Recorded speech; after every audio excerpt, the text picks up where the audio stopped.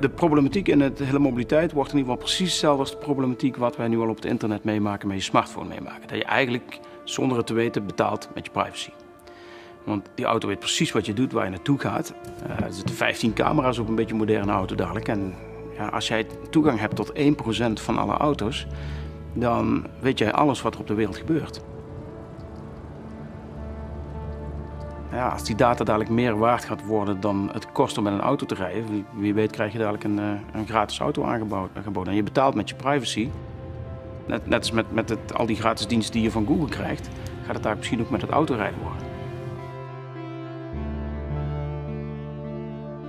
Well, surveillance capitalism broke through in Silicon Valley 2002, 3, and 4.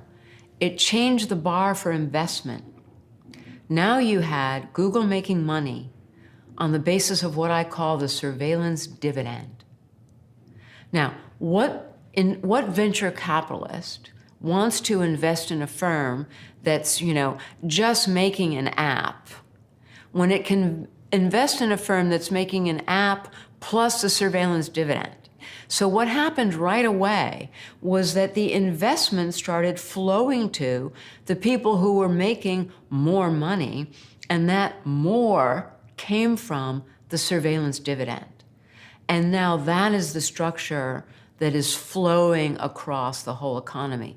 Why bother to put all that effort into the engineers and the factories and the science to make a car that runs without carbon, when all we need to do is sell the data from the darn vehicles, and we've got the surveillance dividend, and all those investors are going to come to us and give us the kind of market capitalization that the leading surveillance capitalists have.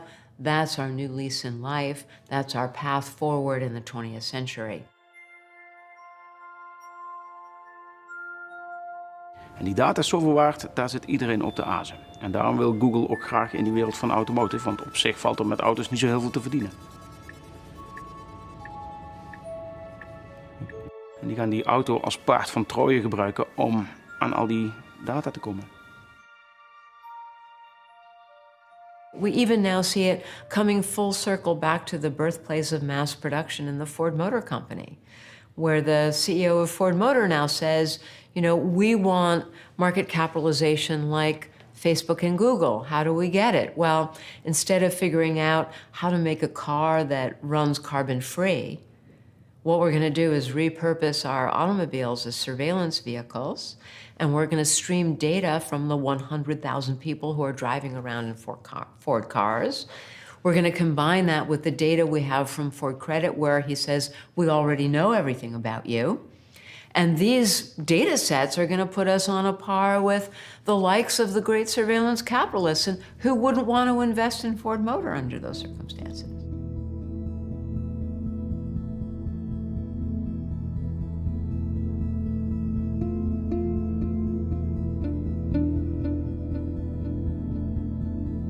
The primary economy, what we perceive as primary economy, build a nice car, grow some nice food, build a house, means zilch in this surveillance economy. So this began with Android. Once Google acquired the ability to make the Android phone, there were a lot of people in Google who said, oh, this is fantastic. Now we have a phone like Apple, and we can sell a phone and we can make a great margin on that phone. And that margin is going to fund our profits, and this is going to make us really rich. But the wiser heads in Google prevailed. The people who already understood surveillance capitalism prevailed. And they said just the opposite. We want the phone and everything associated with the phone to be as cheap as possible. In fact, if we can get the price to zero, that's even better. We want everybody to have a phone, because the more they have the phone and the more they spend time on the phone, the more data we get from them.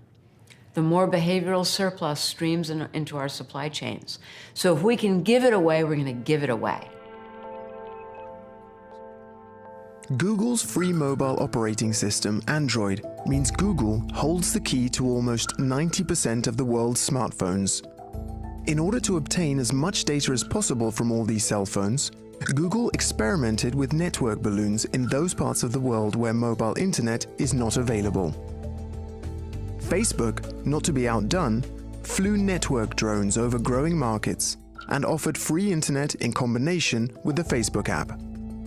And connecting them represents one of the greatest opportunities available to humanity today. Hi, Mark. Why are you showing so much interest in India? Answer honestly. Our mission is to give everyone in the world the power to share what's important to them and to connect every person in the world. Aware of the potential dangers of American data robbery, India politely declined the offer and made do without Zuckerberg's generosity. In other parts of the world, Facebook's true intentions are becoming clearer every day. But we need whistleblowers for that. Facebook is happy to take our data, but not prepared to share information on how the company works. So this is a document written by Facebook executives in Australia, and what they told their business customers there was that we have so much data about 6.6 million Australian young adults and teenagers. As a result of that, we can predict mood shifts. We can predict when they feel stressed, fatigued, anxious, inferior, frightened. All of these kinds of very personal feelings. And we can alert you the exact moment when they are most likely to need a confidence boost. Let's say there's a young person who's contemplating a date over the weekend, and it's now Thursday night, and their anxiety is peaking, and they need a confidence boost. If you send them an ad for a sexy black leather jacket, send it right now, offer free delivery, tell them you'll have it at their door by the time they wake up in the morning, give them a discount coupon, right? You're gonna sell that black leather jacket. Do it now, and we can tell you the exact moment when they are at peak vulnerability. That is real. That's happening. And if you don't believe me, all you have to do is just pivot a few degrees to something that happened in 2018.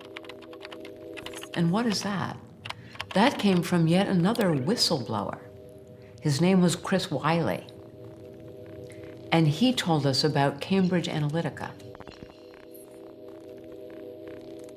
Chris Wiley, a former employee of the British company Cambridge Analytica, sounded the alarm about the methods used by this political marketing business.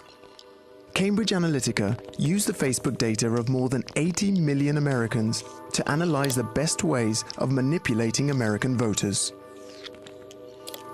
One of the things that Chris Wiley said when he broke this story with The Guardian back in 2018 is he said, we knew so much about so many individuals that we could understand their inner demons. And we could figure out how to target those demons, how to target their fear, how to target their anger, how to target their paranoia. And with those targets, we could trigger those emotions. And by triggering those emotions, we could then manipulate them into clicking on a website, joining a group, telling them what kind of things to read, telling them what kind of people to hang out with, even telling them who to vote for. Now, that is absolutely no different than what Facebook aimed to do with these young people, innocent young people in Australia and New Zealand, to target their inner demons. The same mechanisms, the same methods, only pivoted just a few degrees from commercial outcomes to political outcomes.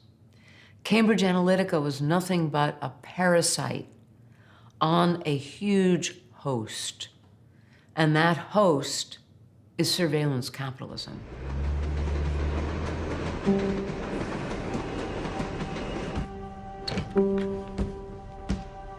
Hi, Ella.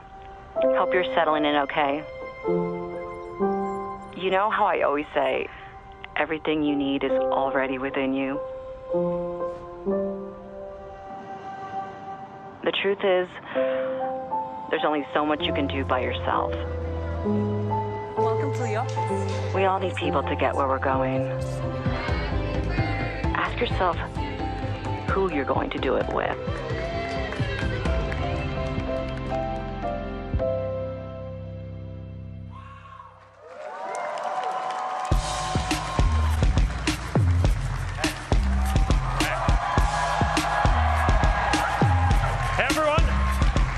Welcome to F8. Today, we are going to talk about building a privacy-focused social platform. So that's why I believe that the future is private. So we're all good then, Professor Zuboff? Well, in June 2019, which happened to be just a couple of months after that grand announcement that the future is private, there was a very interesting court case that was being tried before a California judge. And this court case was a class action suit brought by individuals who were demanding from Facebook. They wanted to have the data that Facebook had made available to Cambridge Analytica to see if they had been targeted and manipulated by Cambridge Analytica. And this had come to a head in a California court. The Facebook counsel who argued this case stood in front of the judge and said that any Facebook user gets on the platform and typically is sharing information with 100 or more people in their network. Once you've done that, you have no expectation of privacy that would make you legitimately able to claim any kind of privacy right in a suit like this or any other kind of privacy-oriented suit. And so here we have, again, the public operation and the shadow operation. What's happening backstage is a lawyer standing in front of a judge saying, no Facebook user has any legitimate expectation of privacy. This is the next chapter for our services.